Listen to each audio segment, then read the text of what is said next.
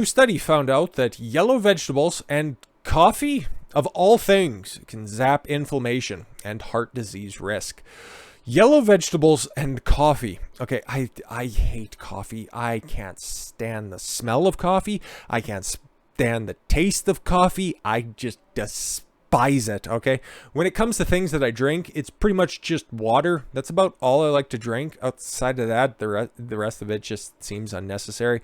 And especially when you're in the fitness and nutrition realm, you don't really want to be drinking any of your calories because you don't really get all of the benefits of the food and nutrition and any sort of caloric density in a drink per se, outside of a protein shake. I guess I might have got a little bit ahead of myself. It's just mostly to get some lean protein. But whatever, okay? Outside of that, I never thought that could help with inflammation. And then specifically yellow vegetables? That just seems to be weird. Certain diets have been shown to increase inflammation in your body, which is bad, which then sets the stage for heart disease and stroke later in life, alongside many other things, but those two things specifically, sure. Yet, there are also diets that can save the day, including those rich in yellow vegetables, red wine, and coffee. Go back and take a look at one of the previous videos on the channel. Red wine, that whole thing, oh, I just have a glass for my health. That ain't the case. And coffee. I'd imagine black coffee, because you start to add cream and sugar to that, and then you just immediately defeat that. If you want more information on the detrimental effects of sugar on your body, check out multiple videos on the channel. According to the research published in the Journal of American College of Cardiology in November of 2020. So this has been around for a minute. Chronic inflammation has been shown to play a role in the development of heart disease and stroke, as well as insulin resistance and type 2 diabetes. Unlike acute inflammation in the body, to fight infections and help speed up healing. Chronic inflammation results in the immune system pumping out white blood cells and chemical messengers continually, making the body believe it is under constant attack. Inflammation, my mistake, may occur in response to stress, pollution, and other environmental exposures, and even fatty buildup or atherosclerosis. Words are hard sometimes. Inside the arterial walls, potentially resulting in the formation of harmful blood clots. So, researchers followed men and women for the nurses' health studies 1 and 2, starting in 86 and including up to a 32-year follow-up. More than 210 participants were included in the analysis after they excluded participants with missing diet information of those who were previously diagnosed with heart disease, stroke, or cancer. The subjects completed food frequency questionnaires every 4 years. And okay, yeah, this is self-reporting and there is problems with that, but this is still, it's not a complete study by any means, but any information is good information. And the team evaluated diet inflammatory potential via a food-based empirical dietary inflammatory pattern, EDIP. Sure, sounds like fun. I bet it's tasty.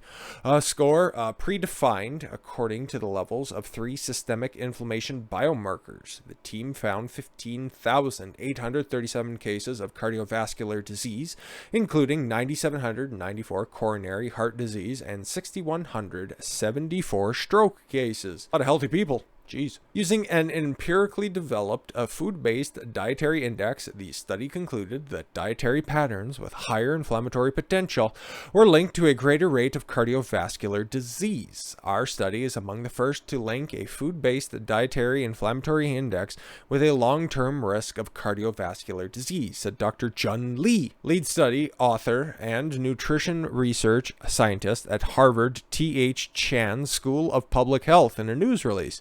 The food-based pro-inflammatory dietary index was based on 18 predefined foods that showed the biggest association with higher inflammatory markers. It showed that the participants consuming pro-inflammatory diets had a 46% higher disease risk, as well as higher heart disease risk. Be more specific, as 28% also had a higher stroke risk versus those consuming anti-inflammatory diets. Well, what exactly did those entail, doctor? Certain foods emerged as major contributors to pro-inflammatory dietary index, all right?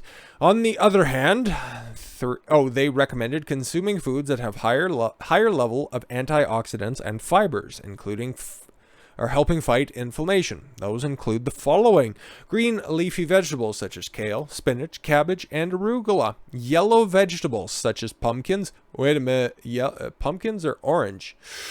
All right. Yellow peppers, beans, and carrots. Okay, so yellow and orange, I guess. What about oranges? What about them?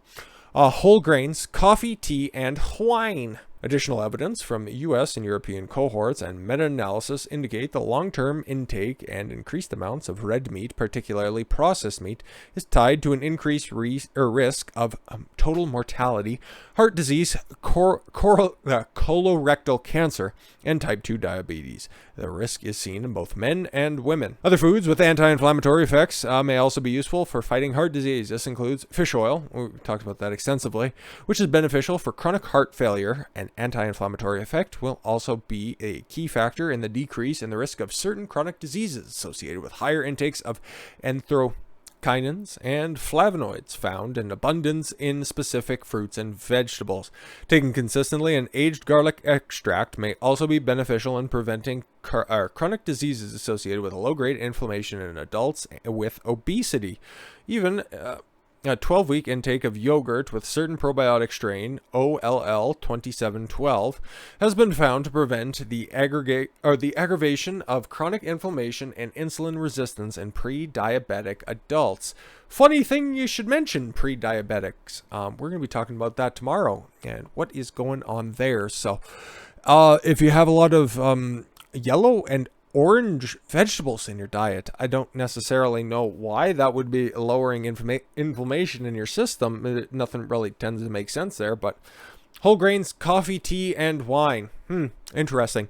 Lower inflammation in the people who report eating those on a regular basis. Good to know. Less inflammation in the body, the better, the more you know. With that said, thank you all very much for the gift of your time. I've been Don Constabuelo. It's hard to pronounce your name sometimes. Wow, that's impressive. I want you to follow your gut and get after it and learn to enunciate. Take care, everyone.